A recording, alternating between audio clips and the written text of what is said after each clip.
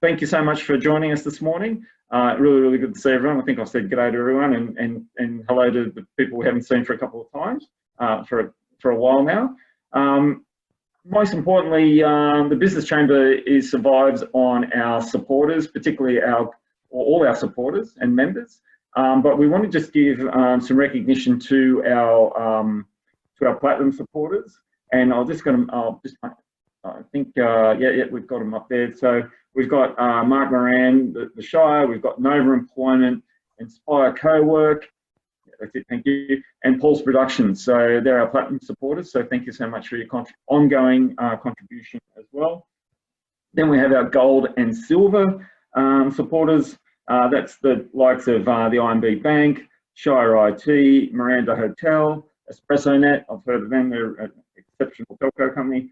Club Central Menai and Service New South Wales, to say a few. So, and Sullivan Dewing, I can see there as a silver sponsor, Endeavour Wellness. Thanks to you, Joel, and Ansto as well. Thank you so much. Excellent, thank you. All right, so over to Catherine to give us a run through of the agenda today. Thank you, Catherine. Thanks, Brad. Yeah, so today we'll be having the two guest speakers. Each will be speaking for around 15 minutes each. During the presentations, if you have any questions, if you could just pop them in the chat box, and we'll be having a Q&A at the end. Over to you, Brad. Thanks, Catherine. Did I see Mr. David Plant? Yes, hello, David. Thanks for joining as well. Appreciate your support there. I asked David to join us this morning, so we really appreciate that. So I'd like to introduce our first speaker, and that is Mr. Anthony Grifoni. Now, Mr. Anthony Grifoni runs an organisation called Becker Commercial Services. Now, Becker Commercial Services has been in the Shire for, I think, almost 25, 30 years, if I'm not mistaken, and have a very, very long history of debt collection and personal investigation. A lot of those commercial services that have been supporting businesses for such a long time. And it's they're located at Janelli. Anthony bought the business, I think, maybe 3 or 4 years ago. Again, Anthony, forgive me for being a bit hazy on that, but it certainly has, from my experience and knowing Anthony, has gone strength to strength in that business as well. Anthony is a qualified lawyer. He's just a fantastic person to deal with. I deal with Anthony quite a lot as a customer, and is also one of these suppliers as well. And his ability to get things paid, and the method of how to set up commercial arrangements is just second to none, really is. So he's going to be discussing today how to avoid bad debt situations arising, and how to effectively get your processes supporting that sort of thing. So Anthony, I'm going to throw it over to you. I look forward to the presentation, and I think Q&A, not at the end of the presentation, but right at the end after both presentations, if I'm not mistaken, Catherine. No, it's right at the end, Brad. Right at the end, so both presentations and then Q&A. Correct. Excellent. As per the run sheet. Good on you, mate. I may have purposely just done that so everyone was aware of that. All right, Anthony, over to you. Okay, thank you very much for that magnificent introduction, Brad. We'll just get some screen sharing going on here, and then we will be away. Here we go. All right, so as Brad so eloquently indicated, the company Becker Commercial Services has been associated with the Sutherland Shire for about the past 30 years. I think the company was registered in about 1991, and I purchased the business about 6 years ago, having come off the back of about an equal amount of time as a solicitor practicing in the area of debt collection, namely. So look, the purpose of this talk here is just to give some, local business owners maybe a little bit of insight into how you could, better sort of structure your debt collection processes, particularly during the current climate. So there'll be 3 stages or 3 areas for discussion.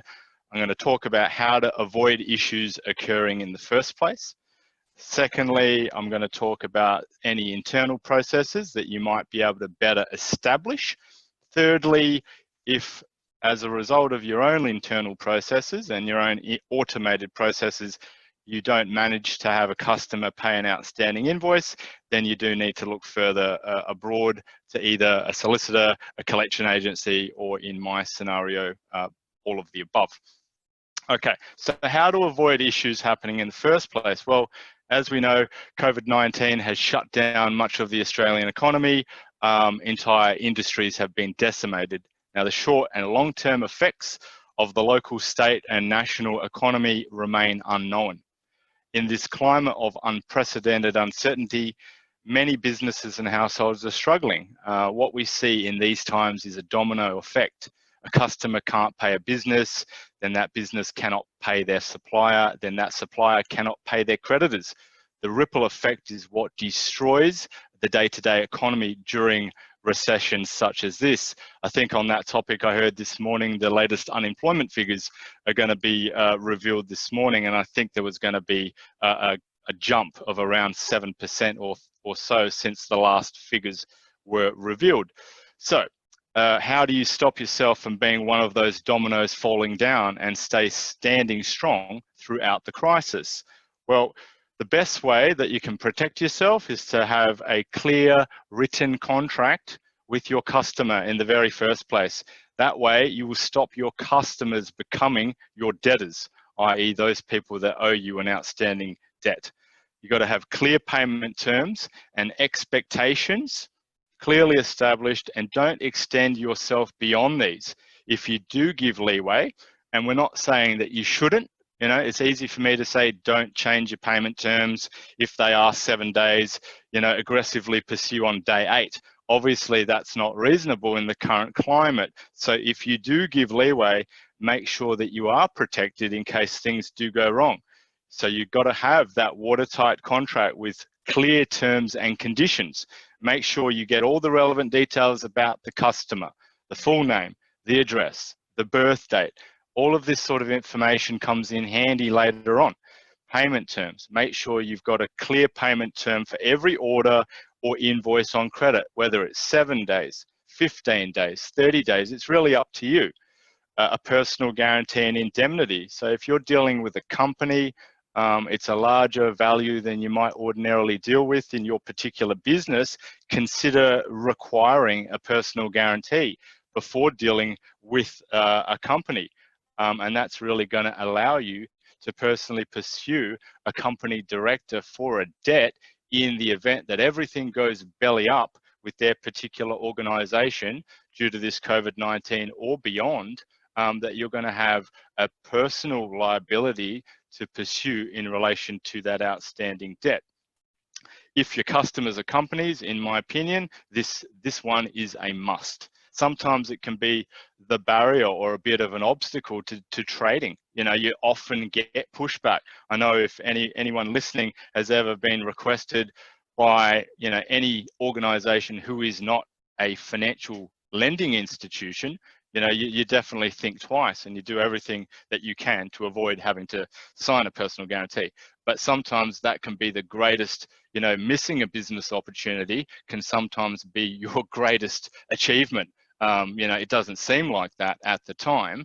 You've lost out on the income and the revenue, but the foresight, if you've ever been through this process, is that you've saved yourself a significant amount of Tylenol or Panadol in 6 months down the line. Now, this is a good one to have in your terms and conditions, a term allowing you to fully recover any debt collection and legal costs that may arise.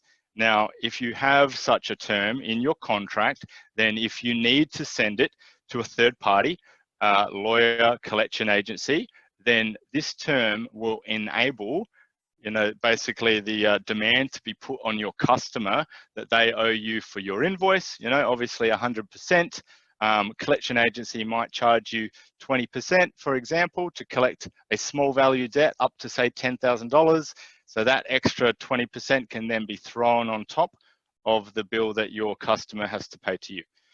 So making sure that you tick all these items off the list with every customer, making sure the paperwork is up to date, signed, accurate, most importantly, error-free, will make your job a lot easier. And if things do go wrong and you need to engage a third party, it makes our job a lot easier too. So if you're not following these guidelines already, now is really the perfect time to introduce them. They will serve you far well beyond COVID-19. As a solicitor of almost 15 years experience, myself and my team here at Becker and Grifoni Legal were always available to review and edit any transactional documents as required. All right, number 2 is the internal process. Okay, so you've got your written contract in place, you've performed the services to the acceptable quality, you've sent out your invoice to your customer, and then your customer's not paying. Okay, so what are some tips for the average business owner to follow? So look, we basically see during this pandemic that customers may have lost their jobs or their businesses. They just don't have the money to pay. But in any event, you've still performed the work. As the business owner, you're still entitled to be paid. So make sure you're not giving up your rights completely. For example, if a customer is actually not, paying if a customer is paying you in installments or is on a payment arrangement, now that they've lost their job, it's realistic and sensible to amend the payment amount of money that they have to pay you at each interval frequency. It doesn't necessarily mean writing off the debt. You still have a right to recover it. Let me just click through these slides. I notice we haven't really been keeping up the pace. All right, so here we go. We'll get through here. All right, so we've talked about part 1. Okay, we'll get onto this part in a second in due course. Okay, so you don't want to write off your debt, but you do want to review any payment arrangements that you have in place. Like, for example, we've had a client, they're owed, say $100,000, and they would obviously like that $100,000 in their account tomorrow. But that's not sensible or a reasonable expectation in the current circumstances. So if their customer comes to them and says, we'll pay $10,000 per month, for the next 12 months or 10 months, that's a reasonable restructure of the payment arrangement that might have been previously in force. You also should be weighing up your internal processes and evaluate whether you may need to make some changes or concessions for the duration of the pandemic. So basically, you want to be asking yourself, do you usually enter into payment arrangements with debtors or late payers? How effective do you usually find this? Do you send letters of demand? How effective is this? What is the response rate? If you're using accounting software, like a Xero or MYB or QuickBooks Online, all of these accounting systems do have automated functions inbuilt to basically send an invoice to your customer, 3 days later, send a follow-up email, 2 days later, send a follow-up email. So as much of the process that you can automate for your own business will go a long way towards, giving your customer the timely reminder that you have performed the services to the required standard. And as they say at the end of the day, the squeaky wheel usually gets the oil. Now, if as a result of the first, if you've set up your business correctly, you've got a great contract, there's no problem there. They knew that they had to pay $1,000. They knew they had to pay within 7 days. It's now been 60 days, okay? Then you've followed up via Xero as many times as you can. You've tried to keep the relationship alive. You've done your best. These people just aren't listening to you. Okay, well, what does the next step look like? The great thing is that any person who's owed, say, less than $20,000 in New South Wales, any business owner could represent themselves in the small claims court, just here around the corner here in Sutherland. Yeah, so the benefit of doing that is you can keep your costs low. You know, if you want to engage a third party, by all means, you just obviously have to weigh up the cost benefit analysis of doing so. Yeah. At the moment, we are not precluded from taking legal action in COVID-19. There are restrictions in place in relation to enforcement of higher value debts. When I say higher value, you know, think $20,000 and above. But anything up to $20,000, its normal debt collection processes do apply. If you have a look here, we've got the ATO's legal debt recovery process. Let's see if we can clear this graphic off the screen. Okay, so the reason I've put that up there, not to, you know, spook anyone and tell anyone that the ATO is coming after them, it's really, if you have a look at, one is sending a demand letter. That's what the business owner should be doing. Okay, two is the business owner's not being responded to appropriately, the debt's not being paid. You can file the statement of claim yourself. You know, if you're a sole trader, the fee is about $103 for a filing fee. That's all that it's really going to cost you.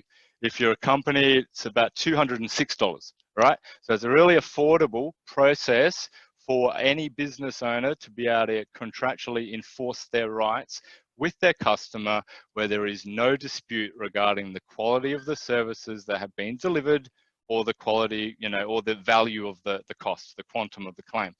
In number three, a business owner could obtain a judgment. Once you have a judgment, it's great. It's a piece of paper. We got one the other day. It's $11,000, and the client sends us an email and says, does that mean that we owe you $11,000? And we say, absolutely not. You know, your customer owes you $11,000. Now we have to put a regime or a strategy together so that we can get that $11,000 from your customer. 4, 5, and 6, that's really applicable to this process that the ATO might employ in chasing a sole trader. But at number 4, it's different for a business owner. Like I said, there's COVID-19 restrictions in place for issuing bankruptcy notices. We don't have to worry about that too much. That's for your higher value debts. This flow chart, particularly in the middle when my cursor is, see your judgment over here, you'll get it for money. So if you've done a good job, which I'm sure that you have, and your client owes you $2,500, you end up getting a piece of paper saying your customer owes you $2,500. Then it's a case of selecting the most appropriate option to turn that piece of paper back into money in your business's bank account. So there's a lot of, you know, sort of magic involved. There's no one shoe fits all approach. You've got to assess the landscape. You know, at Becker Commercial Services, I often say it's the crossroad where strategy meets efficiency. Okay, so you do need to have a strategy in place in order to understand the landscape that you're operating within. There's a myriad of different options available to you, and you want to make sure that you are selecting the right one for your particular circumstances, that is, at the end of the day, is going to maximize the goal. The goal is that you get paid. Okay, the goal is that you you know, deliver swift financial justice to your customer, to remind them that it's simply not okay to use your services, rip you off, and then attempt to sail off into the sunset. It just doesn't work like that. That's not reality, and that's what we're very passionate about here. If you've done the job, there's no dispute. You know, it always comes down to capacity or willingness.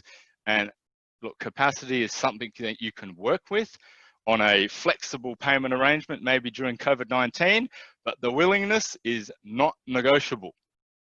Okay, so yeah, just you got to stand firm. Firm but polite wins the day most of the time. Okay, so that's pretty much talked you through internally. You know, set up your business appropriately, get some good documentation in place.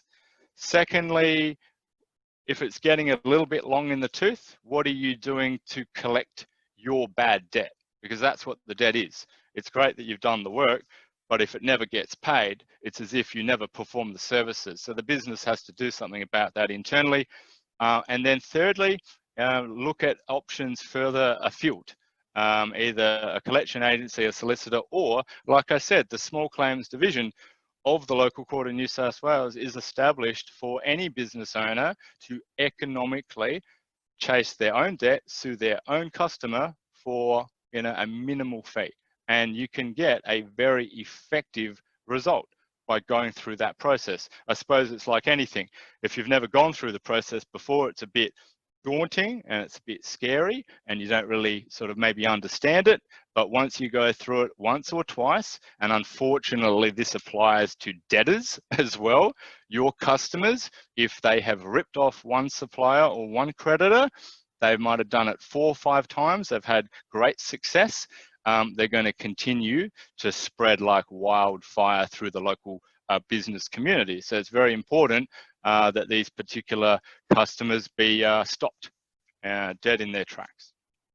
I suppose the only other thing I wanted to say was, remember, I suppose I said the goal is getting paid. Now that's fantastic, but sometimes it's good to be realistic as well. I was reading an article recently and it talked about if your customer is judgment proof. Okay, so basically if a creditor, i.e. you guys, have done your due diligence and you see that the customer, say they're a sole trader, they don't own a piece of land, they're not gainfully employed, they might be on Centrelink benefits. So really you could sue them, you spend your money and your time, you get a judgment, but then these people are judgment proof, so you may not be able to actually ever get your money.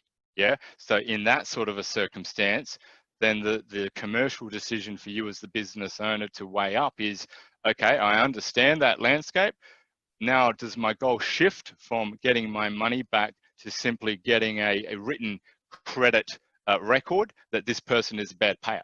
Yeah, and that comes down to whether you're going to spend a little bit of money, maybe as little as a few $100s, to do the right thing, affect your customer's credit file, so at least there is some consequence of them actually not paying your invoice. Actually, otherwise, if you simply just say, you know what, I'm going to wipe my hands, it's all too difficult, I'm frustrated by the whole situation, it's going to cost me $300 more to do this, I'm not going to see a red cent, I'm just going to close file. Yeah, so that's an individual decision that every business owner needs to make for themselves. But I know if someone wants to rip me off to the tune of $300, then I'll spend $300 just to ensure I get a judgment. Things could change over the lifetime of having that judgment. You can enforce that judgment for 12 years, and that standard court judgment credit default will stay on the customer's file for 5 years. So there are different outcomes available depending on the circumstances of your customer. So yeah, look, that's probably all that I wanted to cover at this point in time. Obviously, COVID-19, there's some insolvency reforms that exist for the next 4 to 5 months, unless they're terminated and wound up earlier by Parliament. So if there are higher value debts involved, both on a personal bankruptcy style or a company liquidation style, it's the recommended course of action is, well, the creditor really can't take any of this high level aggressive enforcement action during COVID-19. Yeah, there's restrictions in place. So a creditor or a business owner would be best advised to take a lengthy payment arrangement that's going to result in full payment of the debt, whilst those restrictions are in place. That's what the smart money would say. Excellent. Thanks so much, Anthony. That was fantastic. Thank you, guys.